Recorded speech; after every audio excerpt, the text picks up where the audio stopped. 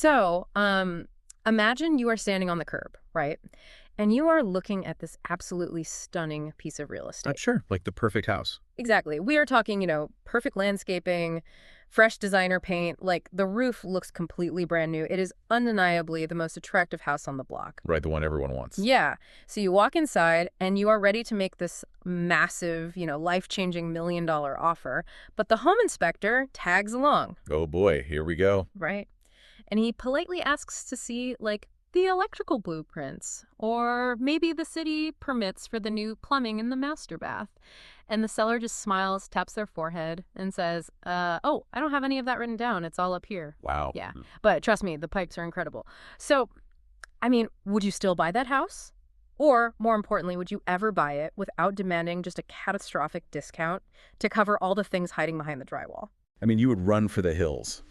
Or at the very least, you would carve like hundreds of thousands of dollars off your asking price, just to account for the sheer invisible risk you are taking on. Right, because you can't see the risk. Exactly. Buying undocumented wiring is, well, it's literally asking for a house fire. It really is. So, welcome to today's deep dive. Whether you are an entrepreneur, looking toward your future exit, or a manager prepping for a high-stakes corporate meeting. Or honestly, just someone who is intensely curious about how multi-million-dollar deals actually work behind closed doors. Yeah, exactly. You are in the right place because today we are exploring this really fascinating webinar syllabus from Blacklake Advisory. It's called The Documentation Gap That Kills Deals. Which is a very intense title, but very accurate. Very accurate. And the material focuses specifically on businesses valued between like $1 million and $10 million.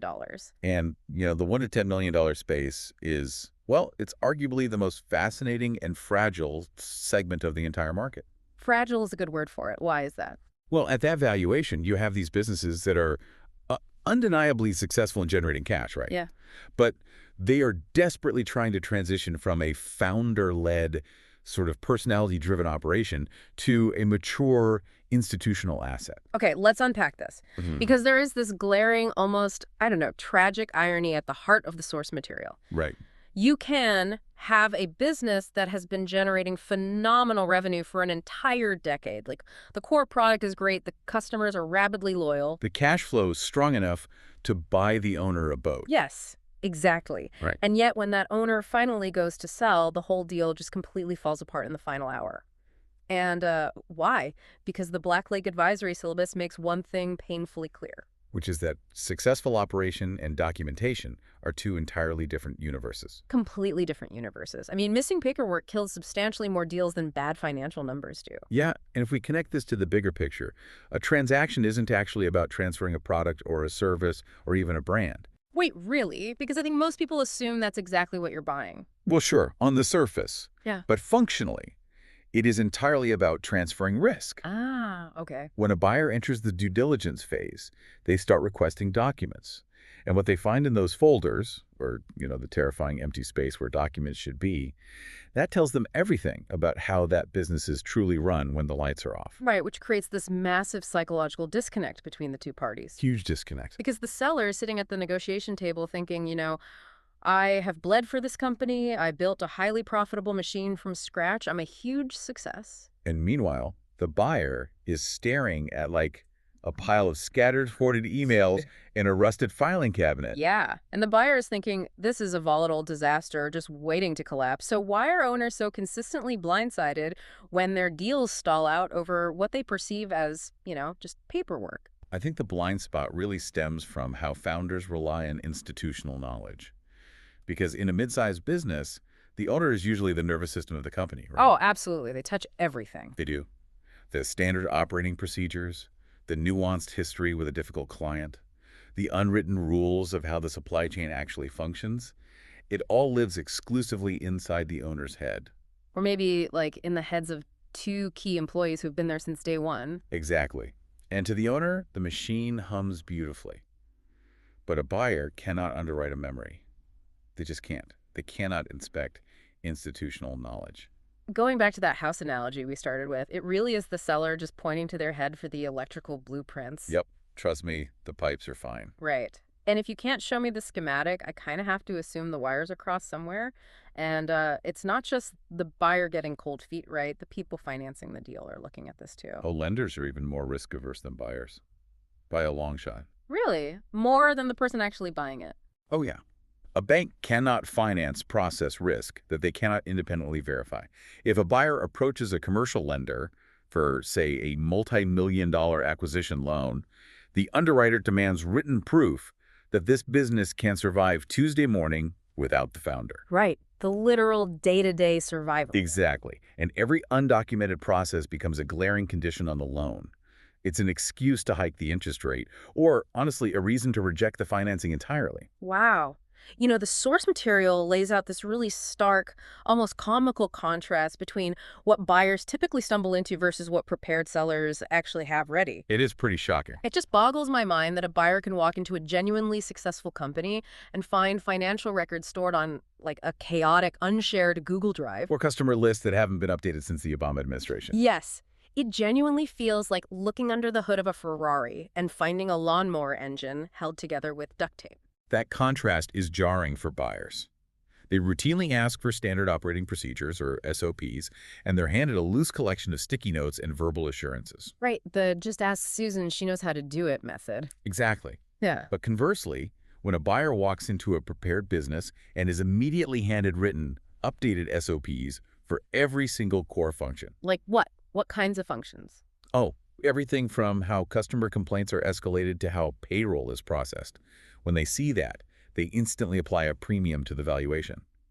Because chaos is a liability, but verifiable organization is an asset that buyers eagerly pay up for. Okay, so now that we see this massive chasm between founder perception and buyer reality, I feel like we need to dive into the specific gaps that create this buyer panic. Let's do it. Let's start with the day-to-day operations and human capital, like the who and the how of the business. The syllabus points out the extreme danger of having no formal organizational chart. Which is incredibly common, by the way. But, okay, I have to push back on this a little bit, or at least play devil's advocate for the listener for a second. Sure. If an owner is heavily involved in the business, right, and they have a tight-knit, cross-functional team where everybody just knows their job and pitches in where needed, isn't a flat, informal structure actually really efficient? I mean, in theory, yes. Right. Like, doesn't that lack of rigid corporate hierarchy make the company agile?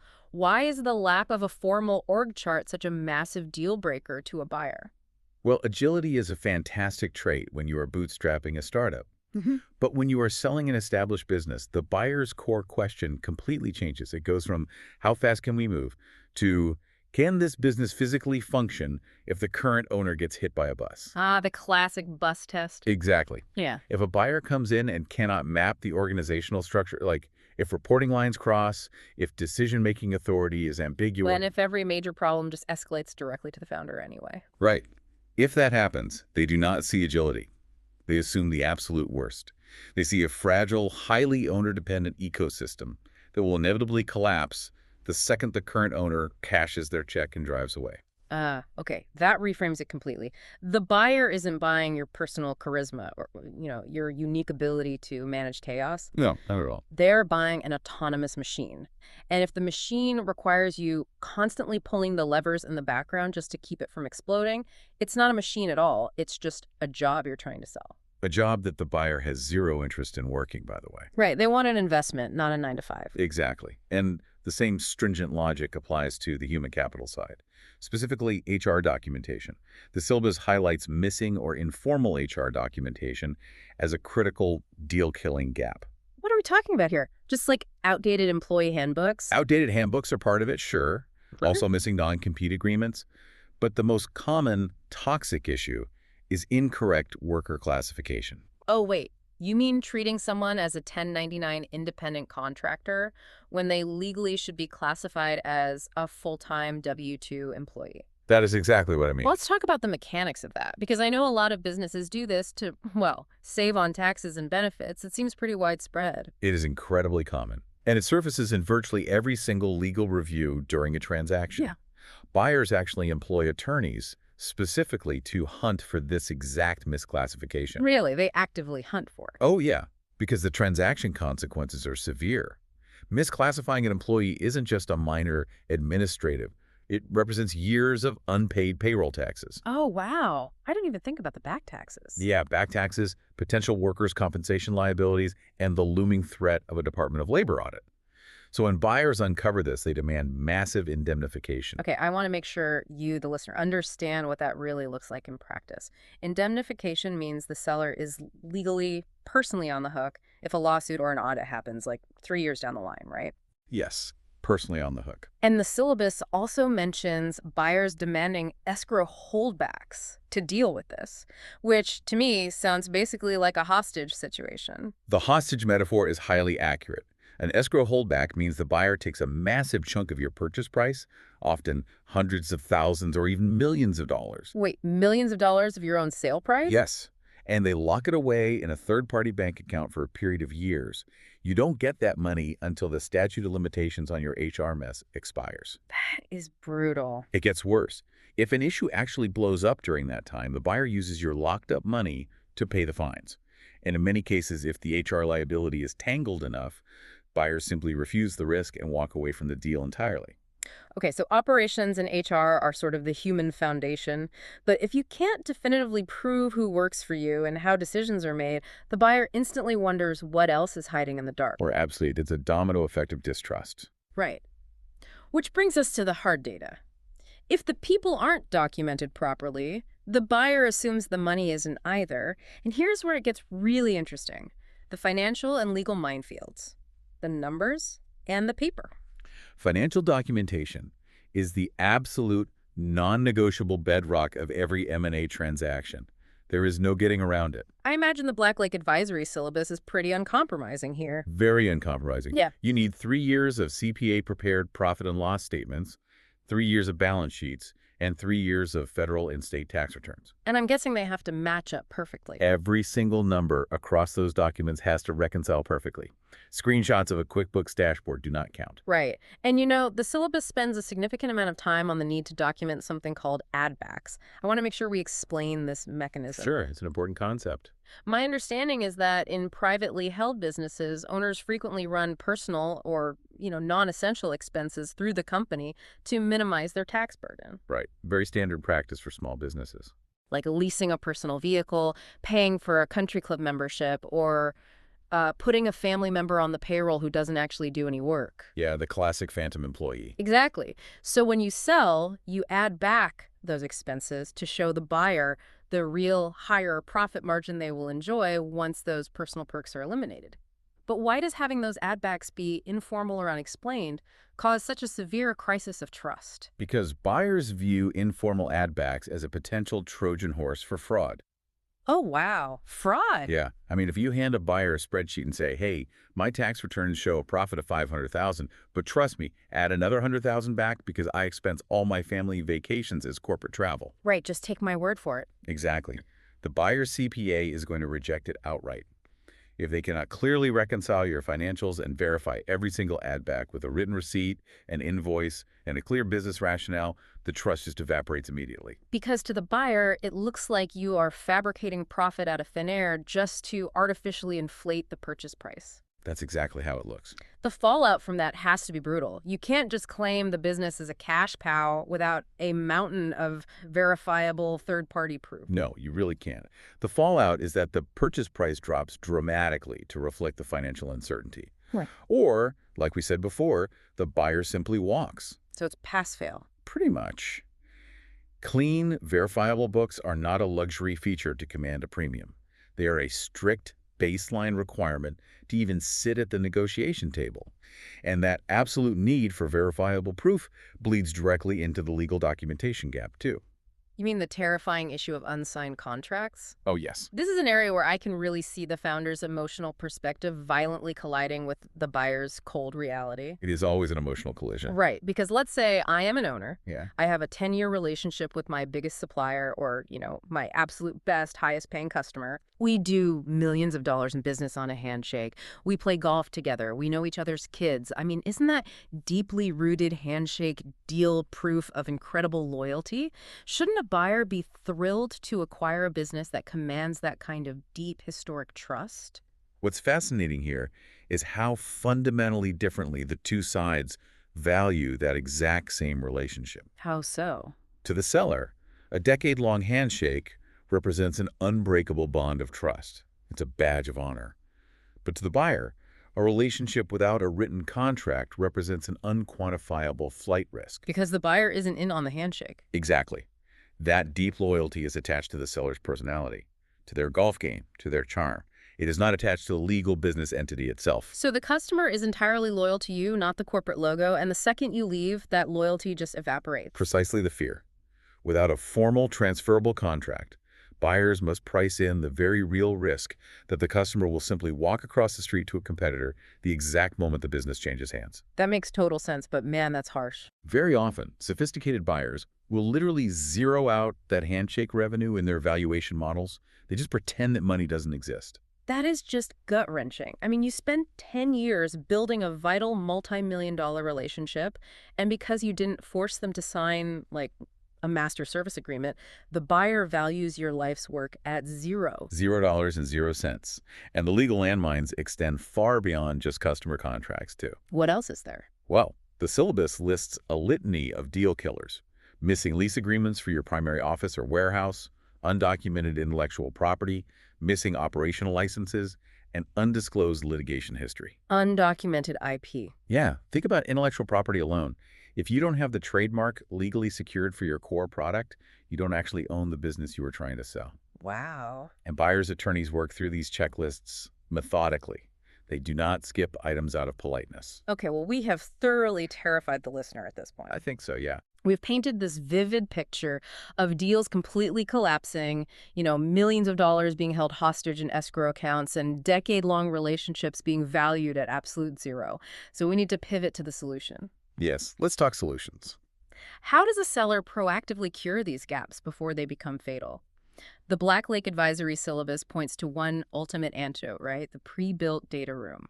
The data room is the singular structural solution to almost every single panic-inducing problem we've discussed so far. Let's define exactly what that is, and maybe more importantly, what it isn't. Because a data room isn't just like a messy Dropbox folder you throw files into on a Sunday night. Oh, definitely not. It is essentially the ultimate Carfax report for your business. It is a secure, highly organized digital repository that holds all of the financial, legal, operational, and HR documents a buyer or lender would ever need to just tear your business apart and evaluate it. Right. The syllabus recommends creating a master folder structure organized by category, using consistent date-first naming conventions for every file, and keeping a master index document.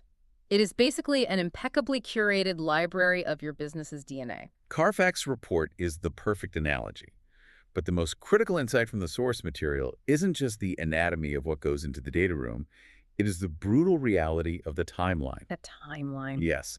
The time to build a data room is absolutely not when a buyer finally asks for it. It must be built 2 to 3 full years before you ever receive a letter of intent to sell. Wait, 2 to 3 years? Yes, years. That completely shifts the power dynamic of a sale, but it also sounds exhausting. I think most people assume you decide to sell, you hire a broker to find a buyer, and then you just sort of scramble on nights and weekends for a month to gather the paperwork they ask for. Why on earth does it take 3 years? Because the mechanics of gathering this documentation are incredibly slow and full of friction. You just cannot build it overnight. But getting the financials in order. Exactly. It takes a year just to get a CPA to retroactively audit and reconcile 36 months of messy books. And legally, it takes 18 months to corner a stubborn vendor, negotiate terms, and force them to sign a formal legal contract that they have happily avoided for a decade. Okay, yeah, that makes sense. You can't rush other people. Right. And that scramble you mentioned, the nights and weekends of panic, that is exactly what kills the deal. Disorganized, delayed document responses signal a disorganized, chaotic business. Buyers use your response time as a direct proxy for your operational quality. So having it ready is the ultimate power move. It really is. A buyer asks for your last 3 years of reconciled financials, your vendor contracts, and your HR compliance records. And instead of asking for like a 3-week extension, you just securely share a digital link that very same afternoon. Bam. There it is. Yeah. It tells the buyer, we are a well-oiled machine, we have nothing to hide, and frankly, you are incredibly lucky to be bidding on us. It completely rewires the psychology of the negotiation. The buyer stops hunting for reasons to lower the price, and they start competing to win the asset. But maintaining that posture of readiness has to take immense operational discipline. The syllabus lays out specific maintenance rules once the data room is built, right? You can't just build it once and let it collect digital dust. It has to be a living, breathing system. Yeah, the maintenance rules in the syllabus are rigorous. It says you need to update financial documents monthly as new statements become available. You have to review your contract status quarterly to identify any agreements that are expiring or maybe still sitting unsigned on someone's desk. Which happens a lot. I bet. And critically, you must assign one specific person in the organization to be responsible for the integrity of the data room. Because if everyone owns it, nobody owns it. Exactly. Finally, you have to treat it like an operational fire drill and do a full data room audit annually. And that annual stress test is the secret weapon. You systematically test your own readiness, finding the holes in your documentation before a highly paid buyer's attorney ever gets the chance to exploit them against you. So, what does this all mean?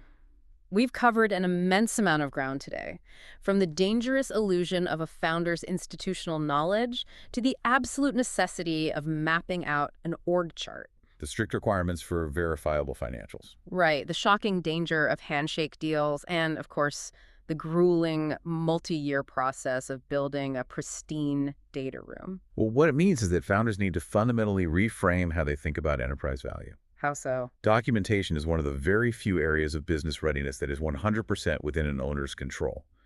It requires no lucky market timing. Right, you don't need the stock market to be up. Exactly. It isn't subject to unpredictable interest rate hikes, consumer trends, or economic downturns.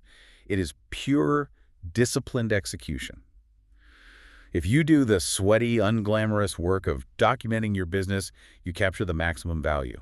If you don't, you leave millions of dollars on the table for the buyer to just scoop up. It is totally empowering when you look at it through that lens. You don't have to wait for the M&A market to be perfect. You can literally start organizing your digital files today. Start right now. Yeah. Which leads me to a final, slightly provocative thought for you, the listener, to ponder. Something that really stuck with me as we mapped out the mechanics of this material. Okay, let's hear it. If building a proper bulletproof data room genuinely takes 2 to 3 years, and if that grueling process forces you to completely formalize every single workflow, secure every vulnerable contract, clearly define every employee's role so that the company can run without you. And clean up every messy financial record. Right. If you do all of that, does the very act of preparing your business for a buyer actually make it so remarkably well run, so highly profitable, and so blissfully stress-free that you might not want to sell it after all?